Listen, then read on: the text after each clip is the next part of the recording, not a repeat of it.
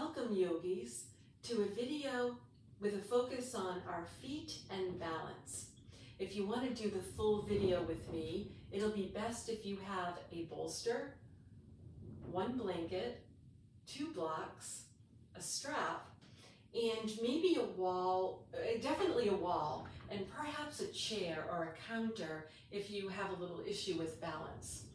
Let's start. I'm going to stand this way only because I think it's easier to see what I'm doing. I have my feet about 3 to 4 inches apart from one another. I'm going to hold one wrist behind my back body. It's a little bit easier to see when I'm like this.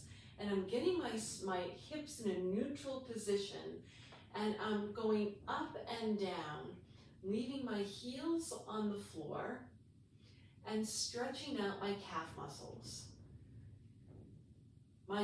People who take yoga with me regularly know that I like to go nice and slowly in doing things like this. You can go faster if you choose, but as you do this, when you come up, see if you can spread your toes wide and keep them wide as you lay them back down again, and then go back to that action of coming into a little bit of a knee bend and back up again.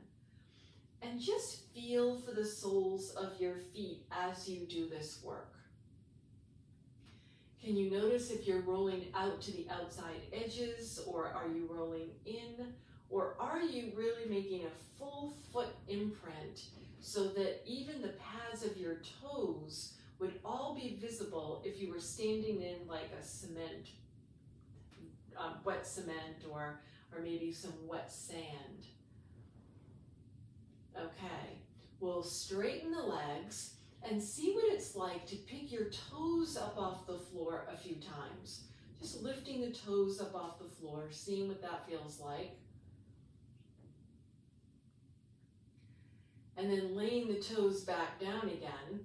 We can bring our hands to the hips if you're not already there, and see what it's like to pick your heels up off the floor. You might come up a 1/4 inch, a full inch, maybe 3 inches, and maybe some of you can really come up high on the balls of your feet and the backs of your toes, opening up the fronts of the ankles, and then laying the heels back down again.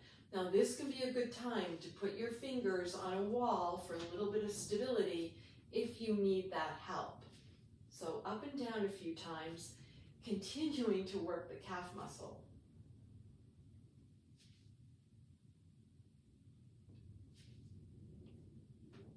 Okay, one more time of that, and all the way down. And next we're going to use one block. And I'm really sorry, but I can't think of anything that you would find in a house if you don't have yoga blocks. We don't have those big, thick telephone books anymore. This is possible to do against a wall. Let me just show you what we're going to do. I have my standing leg back as I bend that knee and put the ball of my foot up on that block. If that's too intense for you, you need to back it off a little bit and just have your toes on the top. And I doubt very many of you are going to want to get in even deeper. The ball of the foot on the edge of the block is about the right place to be. And we hold that for a few moments as we continue to stretch the calf muscle. For some of you, that's going to be quite an intense stretch and you don't need to go any further. For others, you're going to find a little bend in the knee, and I do mean little. We're not overstretching. It's as if as soon as that tensile state gets set up and you feel the stretch, that's far enough. You don't need to keep pushing. And coming in and out is a nice way to work on balance. Maybe the distance, the widening of the 2 feet and your stance can help, and certainly having that back foot a good distance back is going to be helpful. To come out of this, it's best to find the weight on the back leg, pick the front heel up, and then take the foot off. Let's go over to the other side. So the second foot is going up with the I call it the bridge of the foot, that kind of bony structure of the foot. Notice my back leg is well back, and I'm holding that stretch for a few moments so I can get used to that. Part of that is so that I know how far I really want to go into a little bit greater knee bend. And then putting the hands on the body, anywhere on the body, even stacking hands up on top of the head or reaching the arms up can give a little bit more proprioception for doing this and can help in balance. But the most important thing here is to keep your balance, maybe hand on the wall, and not going too far into the deep knee bend. And if you want to hold that for a few moments and that feels good, and you are not a novice to doing this, maybe it's okay to hold that pose for a few moments and see what that's like.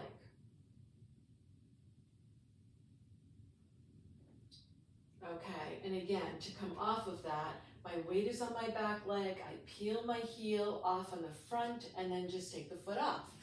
Next, I really think, we used to do this with one block, I really think 2 blocks is safer. So I'm setting up the block side by side on a low height, and I'm going to stand in front. Now this would be another good place for hand on the wall or holding onto a chair if you're not accustomed to coming up. And this is like wearing very high-heeled shoes, getting one heel up and then getting the other heel up. And generally once you get there, the balance, especially fixing your drishti, fixing your gaze point in front of you, can work a little bit better. Again, hands alongside the body, holding the low hips, holding the waist, maybe bringing the hands together at heart center. And once you get there, why don't you perk up your butt a little bit? Go ahead and get some energy going in your gluteus maximus. Some of you might feel comfortable raising the arms up overhead and keeping the pelvis in a neutral position. Steady breath in and steady breath out. And when you're ready to come down out of the pose, decide which foot is going to come down first, then the other, and we're good to go. Next, we're coming down onto the floor. I'm going to have one of my blocks nearby with my strap. I'm setting the other block aside, and I'm going to take a blanket. And this is not absolutely necessary. It's just a nice, comfortable thing to do. I'm going to take a blanket and a quarter fold and lay it down on the mat so that I can find my way down onto my hips and then my back body on the folded blanket. My arms are right alongside my torso, palms face down, and my feet standing. I'm going to send the left leg up into the air first and see if I can get the sole of my foot to feel like it is parallel to the ceiling. Then I'll point my toe, flex the ankle, and pull the toes back at the same time. Point, flex the ankle, and pull the toes back. So we're doing that a few times, pointing, flexing, pulling toes back, and the last time, point the toes, flex the ankle, pull the toes back. Now trying to keep the distance, a really good spread between your toes, can you send your ankle around in a circular motion? So the toes go around in a circle, and I'm trying to really splay the toes open as I do this. Go ahead and reverse the direction.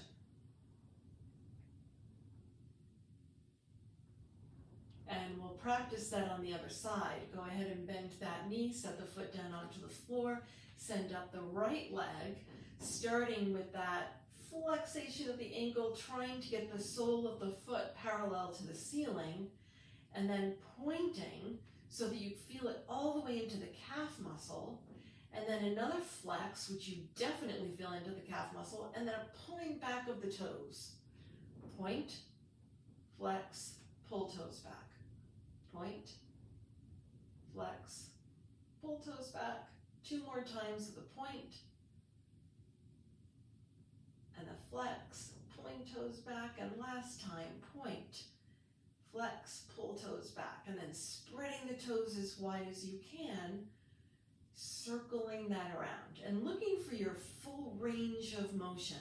If it's difficult for you to keep the leg up into the air, it's okay to create a hammock with your hands, interlacing the fingers behind the back of the thigh, and that will make it a little bit easier keeping that leg up in the air. Let's drop out of that, draw both knees in toward the armpits, float the feet up, coming into happy baby pose. You can hold down, peace fingers wrapped around the big toes, or maybe you're able to hold the outside edges of the feet, pulling the knees down toward the floor, and then release that and hold the lower part of your legs above the ankles so that the feet are free. And now we're going to go ahead and rotate the ankles around so both feet are going, and they can go in a mirror image of one another, or they can go in the same direction. It doesn't matter, because you know now we're going to change it up and go in the opposite direction.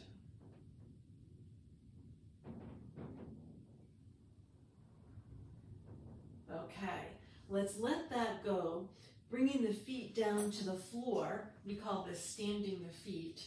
And we'll take the strap and get it around the right foot so that we can let the left leg go down onto the floor. The back of the left leg is on the floor, and we have aerial right leg with right hand holding the strap. In typical yoga parlance, we want that right arm to be as straight as can be, so we're holding as close to the foot as we can. And this is a big hamstring stretch, if you haven't noticed. Here we are with that leg up in the air, and we're going to start to sway the leg from side to side, being sure that you cross the midline of the body to get that nice stretch on the outside edge of the right leg.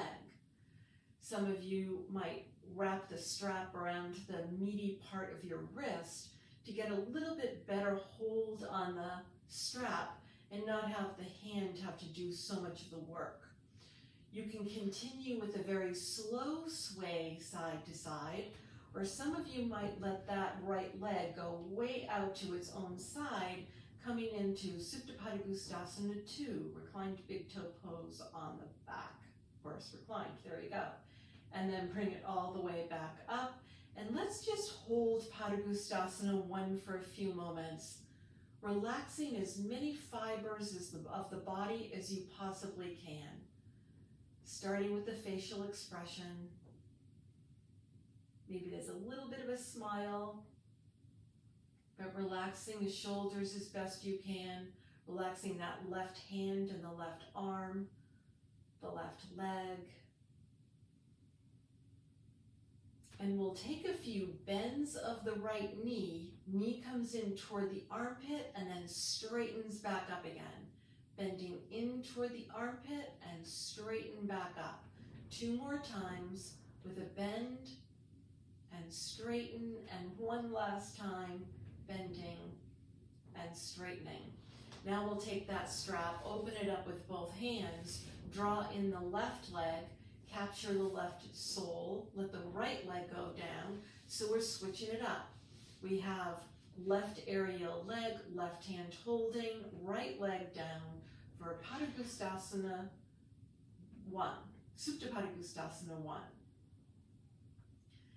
And we're here specifically to get a good stretch of the hamstrings for what's going to be coming next. Go ahead and let the legs sway a bit from side to side. The cueing is for the leg to go as far to the right as it goes to the left. And of course, that left leg traveling over to the right is a little challenging, especially trying to keep that left hip down as best you can. And you can feel all those hamstrings, those ropey muscles, really feeling that they're getting a good stretch. Maybe you wrap the strap around the hand for a little more support.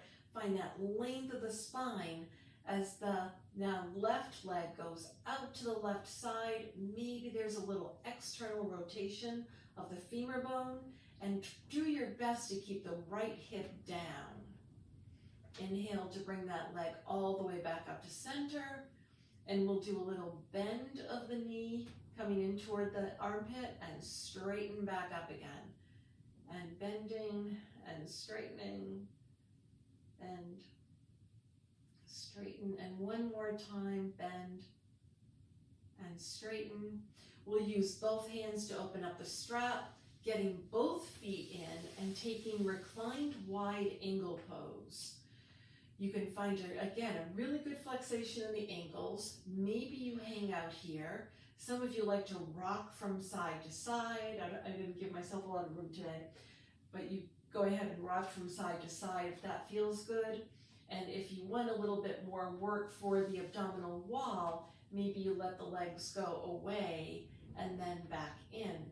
And if you're going to do that, I recommend that you bring the legs a little bit closer in together.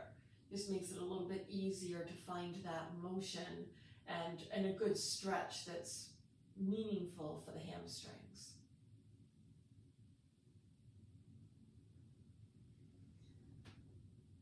Okay, we'll slow down that motion. Go ahead and bring the legs together, bend the knees so we can take the strap off and rest it on our belly.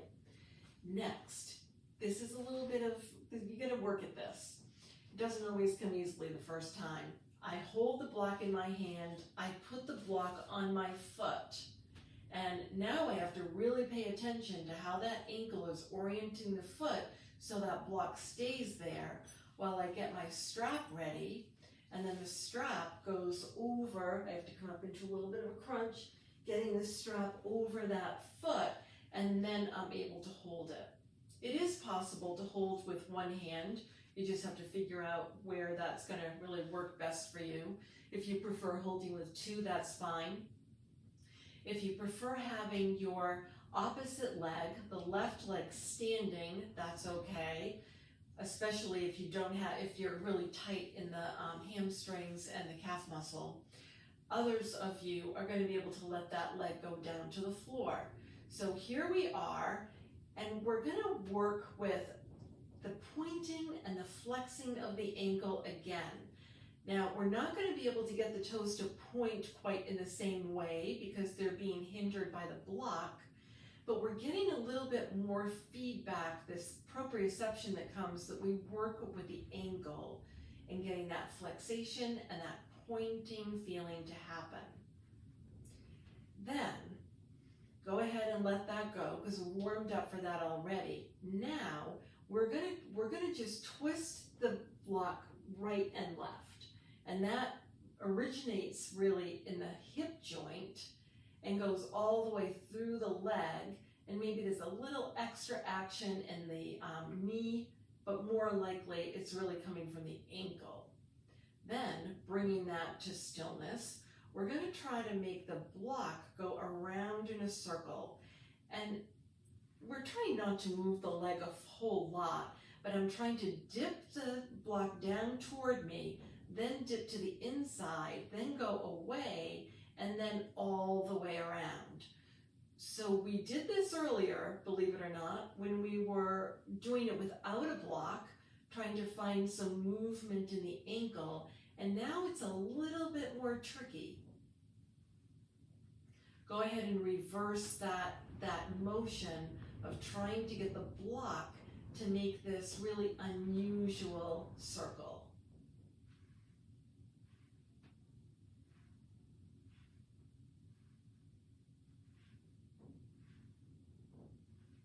Okay, now we're going to switch that over to the other side. I'm doing it by bending my knee, grabbing the strap and the block all in one, and switching feet. And then very carefully holding on with the strap so I'm able to get my right leg down and stretch up my left leg. Some of you might want to hold the back of the leg. You might want to bend the knee if this is really too much for those hamstrings. I know that's going to be a concern of some people for sure. And we're starting with just the pointing of the toe as best you can in this, and then the flexing back of the foot. And going back and forth where now the foot has to act more like a solid unit because it's on what would be your shoe, right? I mean, it's a flat surface. So going back and forth a few times. And then trying to find that other motion of turning in and turning out. So becoming very pigeon-toed and then going to the turn out of a ballerina. So going back and forth like that a few times, seeing how that originates up in the hip socket and goes all the way down through the leg. And then the piece de resistance, trying to get the block to make this crazy circle all the way around.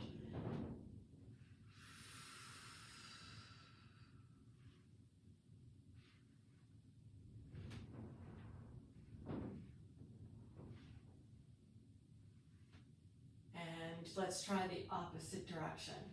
And don't forget, don't let your ego run your practice. Laugh if you need to. At least, hopefully, you're using a really lightweight block, so if it gets away from you, it can't do very much damage. Just finding a way for that to get all the way around. And enough of that. I'm bending my knee, pulling the block down, grabbing everything off, and setting those things aside. And before we come up to a seated position to do a foot massage, we're going to do a little bit of bridging. Here we are on the back body, feet standing, arms right alongside the torso, palms face down. And before we lift the hips up, we're going to lift the heels off the floor, keep the hips on the floor, heels lift, and we're coming onto the backs of our toes and then letting the heels back down again. So find your way onto the back body with the arms long, right alongside the torso, palms face down, feet standing so that the knees are shining up toward the ceiling. We're keeping our hips planted down on the floor. The whole torso stays down. The arms are down, the back of the head is down. The only thing we're going to pick up off the floor is the heels of our feet. The heels come up so that we come onto the backs of our toes and then lay the heels back down again. Lift the heels, keep the toes down, keep the butt down, and put the heels down again. And you go back and forth like this a few times. Please decide if you need a little bit greater distance between your feet or if you want greater distance from your feet to your hips. It's possible to walk your feet out a little bit further, coming up onto the toes and back down. The closer the heels are in toward the hips, the higher you're able to get up onto your toes, which just really results in the fronts of the ankles opening up. And we did this earlier when we were standing. Ballerinas call this releve.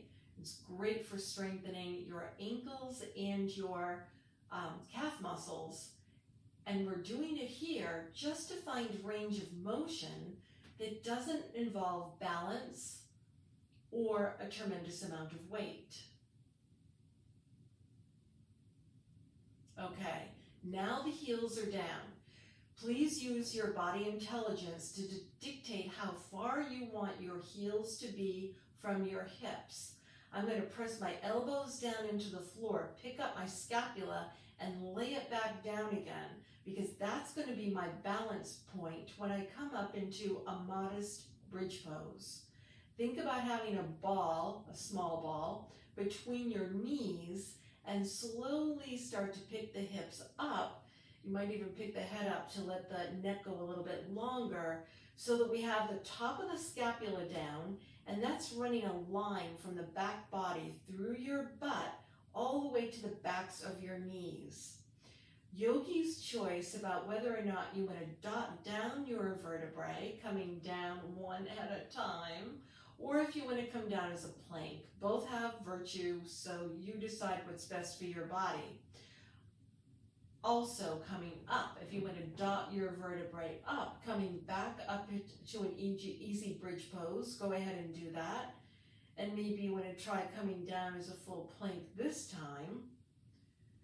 And we're going up and down a few more times. Yogi is determining how you want to express that in energy through your spine. So we're not coming up into a full bridge, we're coming into kind of a plank bridge. And one more time, being curious, just seeing what it's like to get the hips up and not letting the knees splay apart. Everything comes back down. Now we're going to come onto the toes. So what we did before, we're up on the toes, and see what it's like now to lift the hips up into the air. Let the navel fall in toward the back body. And whatever way you want to dot down or come down as a plank, but keep the heels off of the floor. Again, lifting up the hips, settling them back down, and this will be the last time. Lifting the hips and settling back down. We'll draw the knees in toward the chest. They can be very close together or really far apart. And go ahead and initiate a rocking action from side to side. So you're rocking right and left, holding the knees in toward the chest to get a little stretch of the lower back.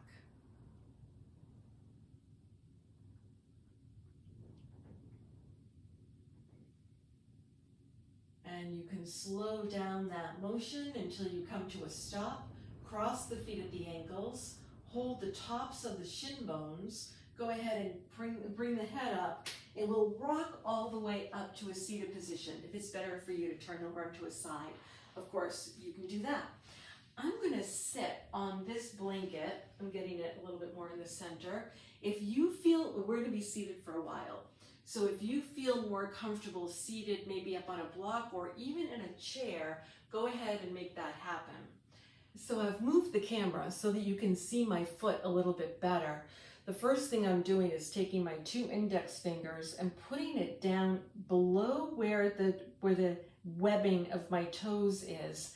And I'm pushing on the phalanges, keeping my foot relatively calm, so you can see how I'm really separating my toes, putting pressure on the front and the back. And then I go to the next set of toes, and you can see how those are opening up. And then the next set of toes, and you can see how I'm getting a little space there.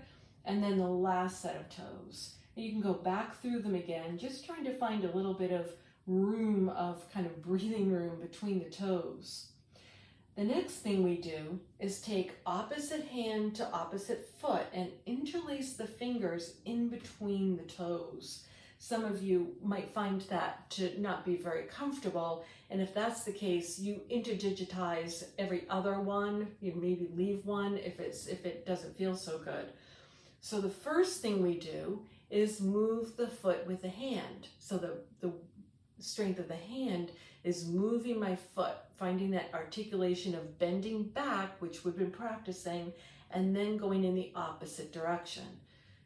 And this may feel good, and I'm sure you will back off if it doesn't. When I have the toes pressed back, this is the time to take the outside edge of my thumb or this part of my thumb and run it up and down the inside high arch of my foot. I'm running that up and down the inside edge of the high arch, and then from the center of the heel right up the middle of the sole of the foot and back down. Sometimes I use my thumbnail to do this because that can feel really, really good. And if it's too intense for you, then you can also use the knuckles of your hand, and that can also feel good. What I'm trying to do is get out to the pinky toe, and then up to the middle toe, and then up to the big toe. Next, we'll release from that, and instead of having the hand do the work, I'm going to ask my foot to do the work. So my hand is just along for the ride, and I'm getting my foot to make this action happen back and forth, just to prove how strong our feet are and our toes are. Super strong.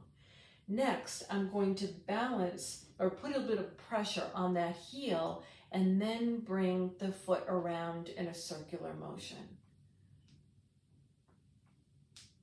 And then, of course, because we're yogis, we always go in the opposite direction.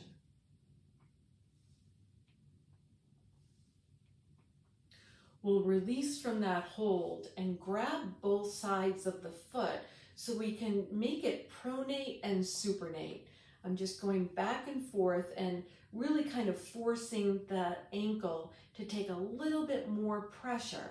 This wouldn't be as much pressure as if we were standing on our feet doing this. Imagine skiing, skiing to one edge and then you kind of go to the other edge, going back and forth. Okay, and that's that. Let's do the other foot.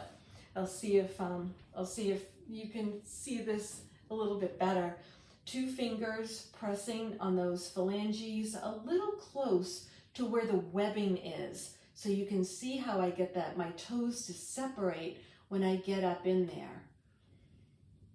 And I'm just going through each of them, finding a little bit of distance between the toes. Sometimes the pinky toe is really very willing to go out to the side. And then maybe work your way back up that list, that row of toes. And if you want to be sitting in a chair, take the time to get up and get in a chair so that the access to your foot is a little bit easier.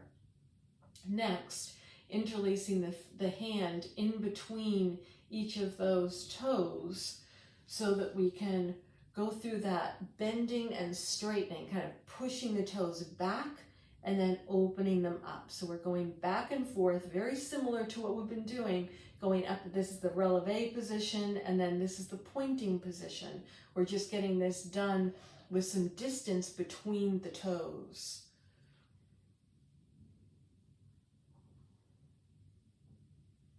And then when that is pressed back, I'm taking my thumbnail and I'm rubbing it up and down from the big toe mound, my arm is in the way, the big toe mound down the inside edge of that arch all the way down, and then the middle part of the foot up and down.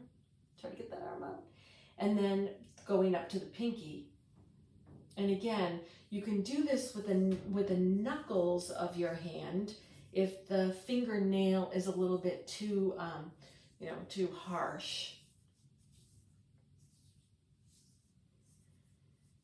And then I'm going to stabilize the lower part of the leg so I can bring the foot around in a circular motion while I have the toes spread a bit, and then go in the opposite direction.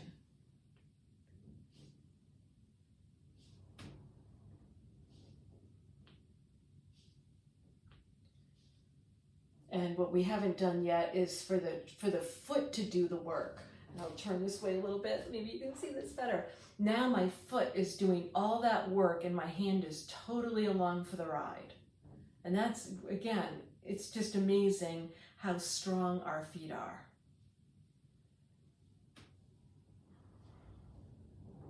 And then finally, taking the foot, holding one edge, holding the other edge, and I'm going back and forth, stretching the ankle on the outside and then the other ankle. Just finding that way of, I wish there was a better way to have the camera set up to do this. Okay. Next, we're coming up to a standing position. You can do it any way you know how to get there. I'm getting both feet down on the floor, getting my hands on the floor, picking up my hips, walking my feet until they're parallel to one another. My hands come back and I slowly make my way up to standing. I'm going to move this off the mat. Some of you who practice with me regularly know that we march sometimes on the blanket. If you want to do that, go right ahead. We're going to start with a march, holding on to the hips. And the march is very simple, and this is what it looks like, picking one foot up and then the other. For those of you who practice with me regularly or have a great sense of balance, you might be doing a much higher knee lift and holding it for a little bit longer before you go over to the second side. You do you. If it feels better to do a slow, low march, go right ahead. And if you feel more confident to get the knee up higher than the hip, that's really good work for the hip flexor.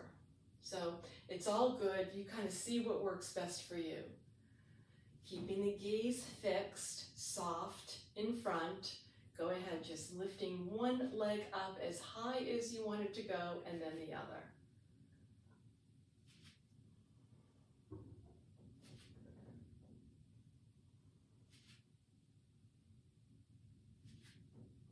And we'll get both feet down on the floor. Open up the feet to be a good distance apart from one another, a little bit pigeon-toed. Definitely get a bend in your knees, and then send the hips around in a circular motion. Keep the bend in the knees as the hips make this journey all the way around.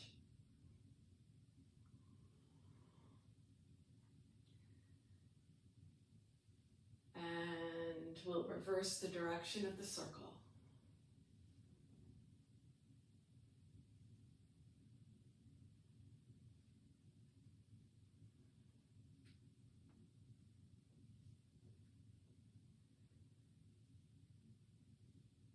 And slow that down, and we'll bring everything together to hold the hands behind the back body. In yoga, we call this Tadasana. Usually the arms are right alongside the body, fingertips really yearning down for the floor, shoulders releasing down, and the hips in a neutral position. From here, you just take the hands behind the back body, and we're going to lean to one side and then the other. And we're going back and forth, and of course there are lots of ways to do this, holding the pose for a little bit longer if you have that sense of balance, or maybe you go back and forth with a little bit more speed because you don't quite have that balance yet. But those of you who do, see about holding that pose for a moment or two before you go over to the second side. And please don't be collapsing in the upper chest. Have that sternum kind of yearning up, beaming up. Not so much that you're going into a back bend, but you feel that strength of the torso. Perhaps bringing the navel in toward the back body, followed by the ribs coming in a little bit toward the back body. And I might be over-exaggerating the hold of this one-legged standing pose. So again, you do you.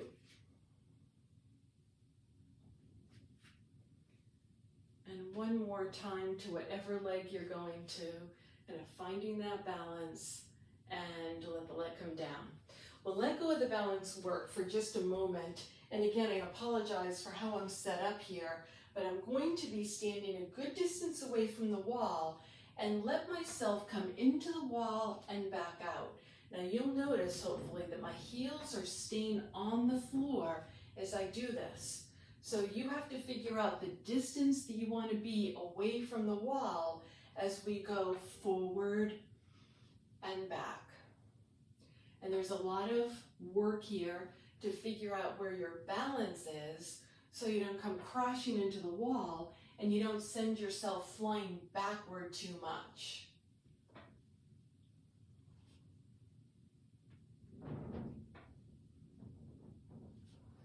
And one more time with a push up to the wall, pushing all the way off.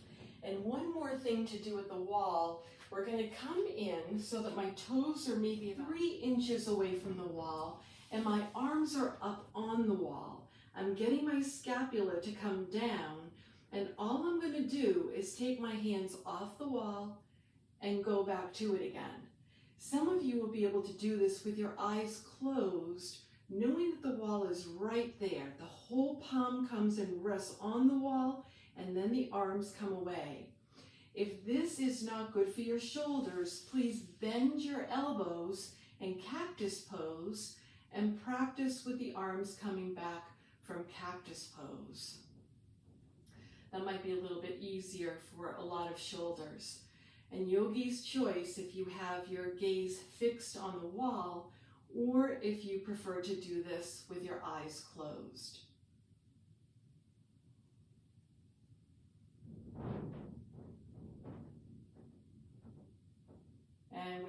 enough of that, drop the arms down and step back from the wall. Okay, next, a little bit more balance work. I'm going to stand on my right foot and I'm bringing my left foot over. You can see again, here I am in that position where the backs of the toes are down on the floor. The closer my feet are in to one another, the harder the balance is. So you determine where you want that foot to be placed and then bring both arms out to the side. We're going to let one arm go up and over, and then we switch it. Nothing changes in the feet until we go to the second side, and we're not ready for that yet. So the arms are going side to side, and you determine how far you want to bend over to one side before you come up to go to the other side. Now remember, to come out of the pose, all you have to do is put that other foot down on the floor. You don't have to let your energy kind of take you in any direction. You just want to get that foot down. And we already practiced that when we were doing the marching.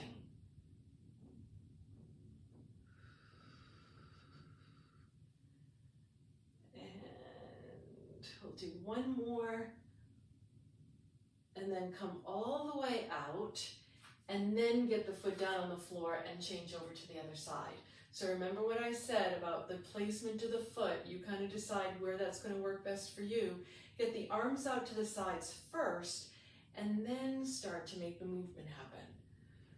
And you don't have to do my pace. Maybe you want to go a whole lot slower than I do, because that might help with your balance. Again, so you do you. You figure out what you feel really comfortable with. And there is a way to do this where your butt would actually be up against the wall. So you wouldn't want to be leaning against it, but you could, start to make some of these movements so that we're not really working that hard at our balance.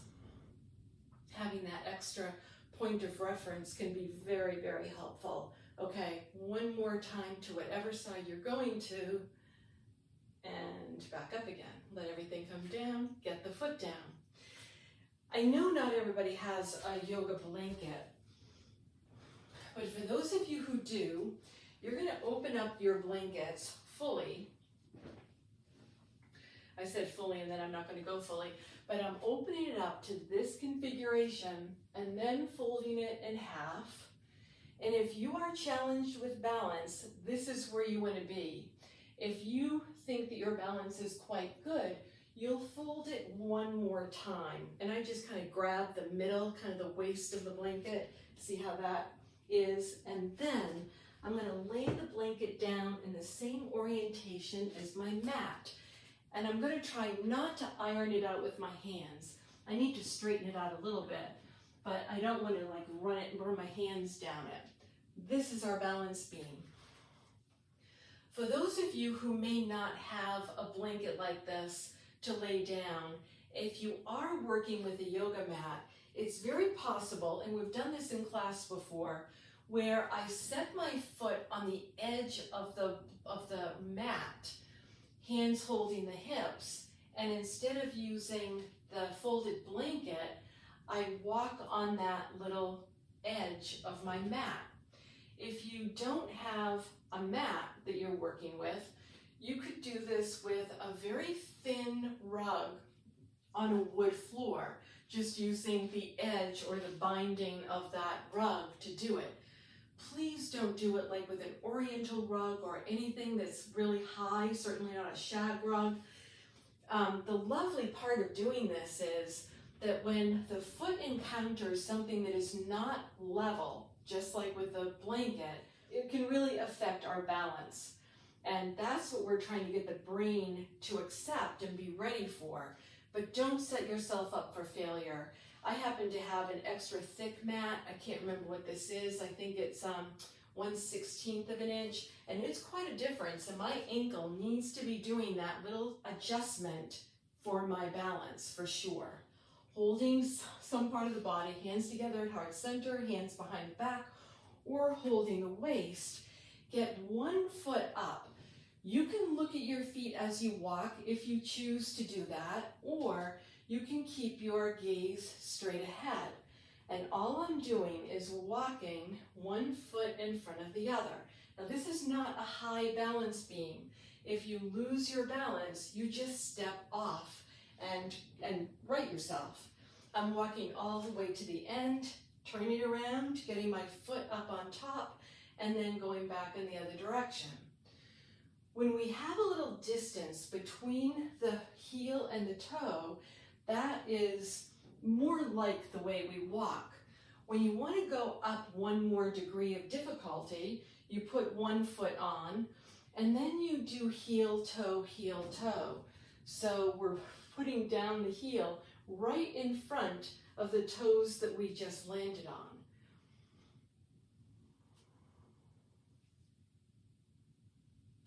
And I always step off, turn around, get one foot ready to go, and then see what it's like to go back in the other direction.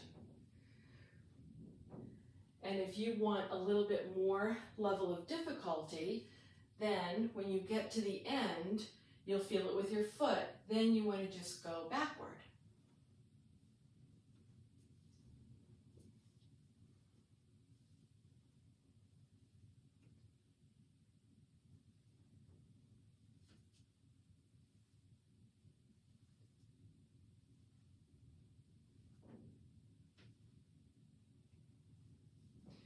And if you need yet another level of difficulty, you can try doing this with your eyes closed.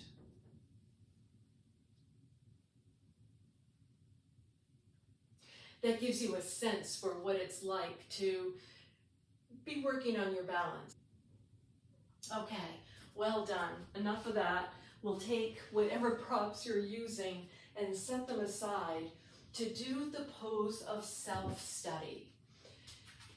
If you are challenged with balance, I suggest you do tree pose instead, maybe someplace where you can easily put a hand to a wall, or even have your hips against the wall. Even have your hips against the wall as you practice. So if you were to do that, it would look like this. Back against the wall, not leaning into it, but just barely touching so you know it's there, and then the leg can come up to whatever degree you want to be in to practice this tree pose. What I'm cueing for today, though, is to stand, and I'm just standing this way so you can see my body a little bit better how I'm getting into this pose. I'm going to bend my knees like we've been doing before. I'm bringing my hands together at heart center and then bringing my hands away. Opening up my hands so my pinky fingers are touching. All my fingers are touching, including my thumbs. And then I send one leg out in front. And there's the pose. The gaze can be up over the fingers at anything in front of you that is not moving. And when you're ready to come up out of that pose, power up out of that pose, bringing the hands in and the foot comes down, and we'll prepare to go to the second side. Hands brought together at heart center, bend the knees. Hands come out in front, open up the palms like a book. Transfer the weight over into the other leg and send the other leg out in front of you. Find that easy, steady flow of breath.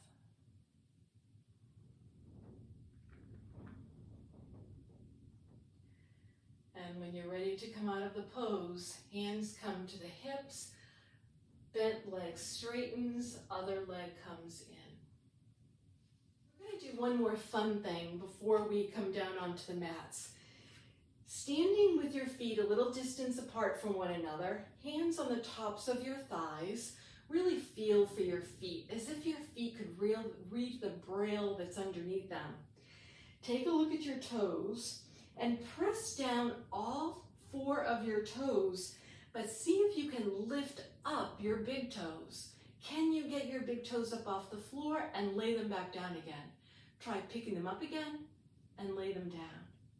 Pick them up, lay them down. If you're having trouble, bend over, touch your toes. Get the feeling of where the toe is. Sometimes touching them is really, really effective. And we'll just do that a few more times. You can pick all of your toes up and then practice with the big toes coming up. Most of us can get the big toes I happen to know a yoga teacher who can actually do every one of her toes, picking them up sequentially. We're not going there. Well done, everybody. Let's come down onto the mat. Finding your way down, coming into Supta Tadasana, reclined mountain pose. Drawing the right knee into the chest, clasping the hands around the outside of the shin or the underbelly of the thigh if your knee needs that kind of support. And then holding on to that knee, the right knee with your left hand, allow the leg to cross the midline of the body. You can touch your right toes to the inside edge of your knee and see how far you feel comfortable coming into this spinal twist.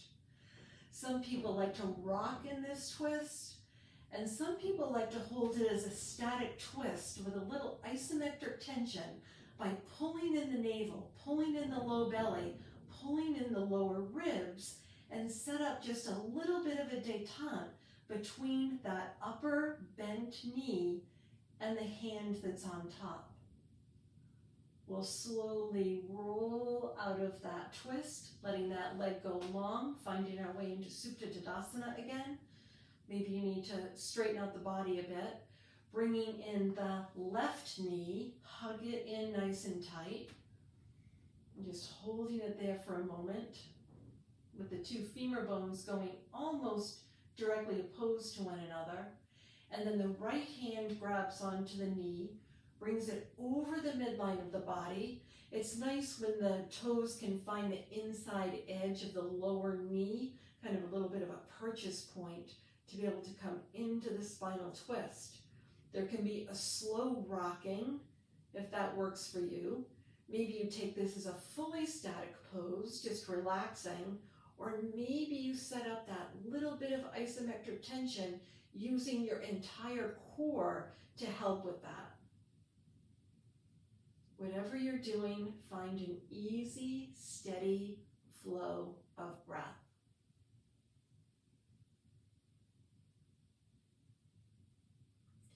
And we'll roll out of that and get ready for an inversion. I am going to demonstrate doing an inversion with 2 blocks because chances are you will at least have these, well, you may have these props available to you. My yogis use bolsters, balls, blocks, a whole variety of things, blankets to practice. I'm going to have my block set up on the lower height. I'm 5'6" and I have a long torso and quite a bit of flexibility. So the 2 blocks works for me. If you're not sure, use 1 block on the medium height. That'll work better if you're not used to doing Viparita Karani. So here I am pulling the blocks in. So I'm going to come onto the backs of my toes and get my hips up, my sacrum up on top of that. Bring one knee up, bring the other knee up, and then float both knees up into the air.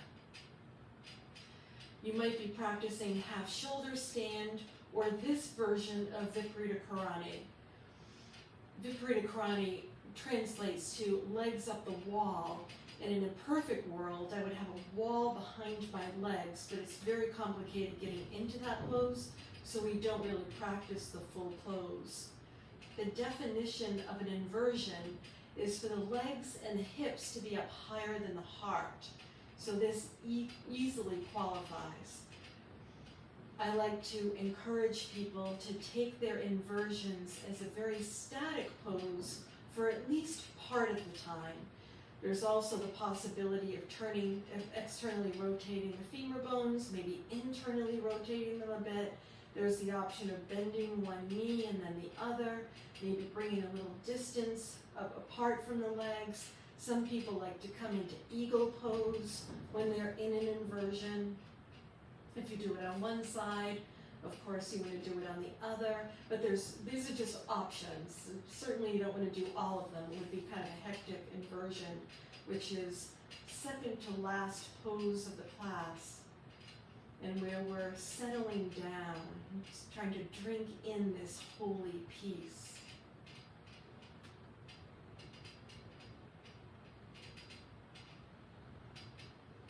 And when you are ready to come out of the pose and feel no rush here, you can stay in longer if you would like. You'll come out of the pose. The easiest way out of this is to get the toes back down onto the floor. And I'm going to take the blocks, and because I'm up 2 blocks, I lift the hips. And I take 1 block to one side, 1 block to the other, and let my hips all the way down. Typical Shavasana is taken really without very many props, with the legs long, arms down by the side, a little distance from the body, palms face up. And it's just a time for a little calming down, a little relaxation before we conclude the class. For today's class, I am going to show how to, for those of you who have a bolster, how to set up with the blocks on the high height and then putting the bolster over that. So here goes my bolster on top of that. This is what we call the altar. And then I get my hips close enough in so that when my legs go up, the back of my thigh is supported on the bolster. And I can take, this is really lovely for anybody who has some low back issues, for the legs to be up a bit. If you don't have a bolster, but you have a chair, a couch, something like that, you can imagine the lower legs being up on an elevated surface like that. So again, yogi's choice, you'll figure out how to get there. Just to take a few moments of long, deep, cleansing breaths.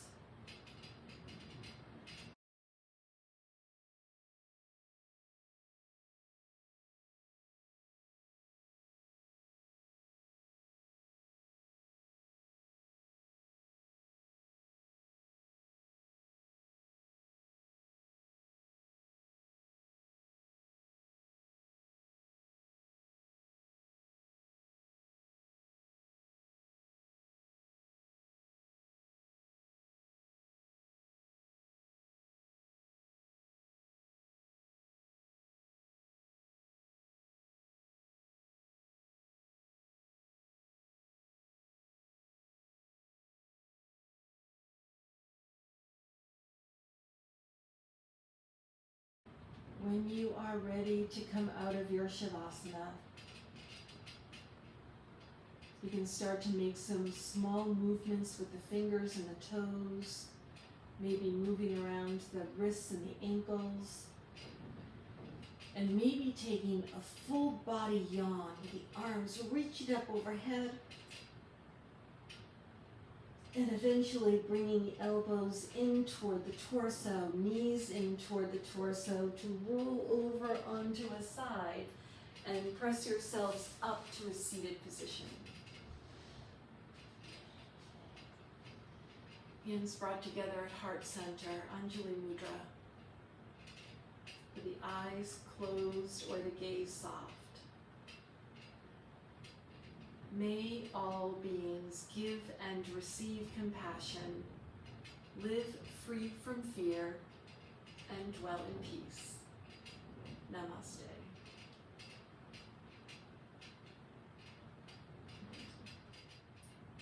Thanks for joining the class.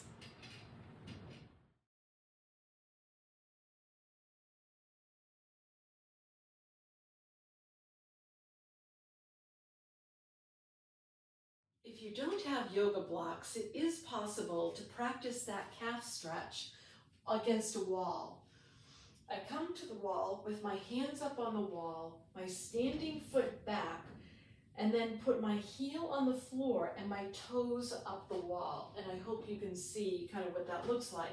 Similar to when we practice with a block, we hold that stretch for a few moments before we start to initiate maybe a little bit of bending of the front knee, and you can kind of see how that goes.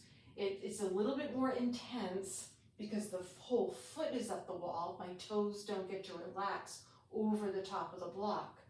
And just like coming off of the block, lift the heel up off the floor and then step back and determine if you want to practice on the second side. Hands against the wall, heel on the floor, toes on the wall, feeling that stretch to start, and then maybe a little bit of bending of the knee to get a little bit more stretch, only if that's available to you.